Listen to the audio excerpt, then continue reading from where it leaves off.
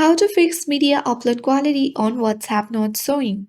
Hi everyone, welcome back to our channel. This is Rose and let's fix media upload quality not showing on WhatsApp.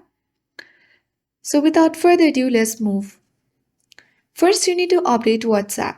If you are experiencing issues with media upload quality, it's likely due to an outdated version of WhatsApp. Open Google Play Store or App Store.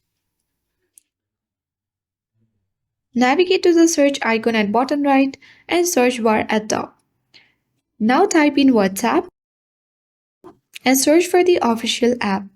From the result page, you can easily find out WhatsApp Messenger. If you find update button, tap update and update your app to the latest version. After that, you need to simply restart the device to ensure all updates are applied correctly. Press and hold the power button and then select restart option.